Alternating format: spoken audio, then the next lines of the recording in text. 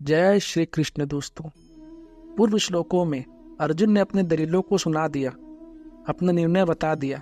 इसके बाद अर्जुन ने क्या किया, इसको संजय आगे के श्लोक में कहते हैं। संजय उवाच एव मुक्त्वार्जुन संघे रथोपस्थ उपाविशत विसृज्य शशरं चापम शोक संविघ्न मानसा। अर्थात ऐसा कहकर शोकाकुल मन वाले अर्जुन बाण सहित धनुष का त्याग करके युद्ध भूमि में रथ के मध्य भाग में बैठ गए। युद्ध करना संपूर्ण अनर्थों का मूल है। युद्ध करने से यहाँ कुटुंबियों का नाश होगा, परलोक में नरकों की प्राप्ति होगी आदि बातों को युक्ति और प्रमाण से कहकर शोक से अत्यंत व्याकुल मन वाले अर्जुन ने युद्ध न करने का पक्का निर्णय कर लिया था।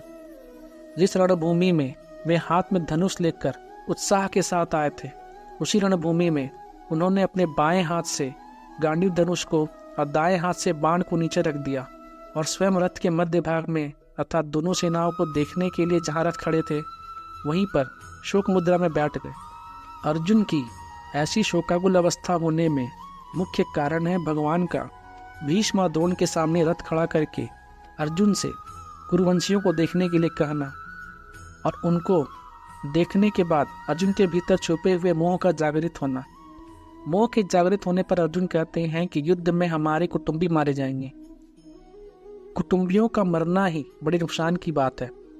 दुर्योधन आदि तो लोभ के कारण इस नुकसान की तरफ नहीं देख रहे हैं, परंतु युद्ध से कितनी अनर्थ परंपरा चल पड़ेगी इस तरफ ध्यान देकर हम लोगों को ऐसे पाप से निवृत्त हो ही जाना चाहिए।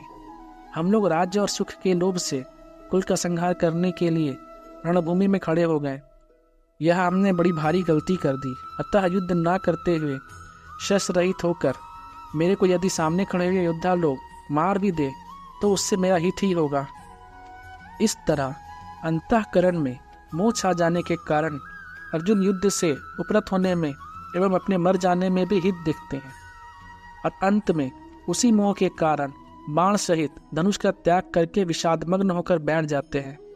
यह मोह की महिमा है कि जो अर्जुन धनुष उठाकर युद्ध के लिए तैयार हो रहे थे वही अर्जुन धनुष को नीचे रखकर शोक से अत्यंत व्याकुल हो रहे हैं।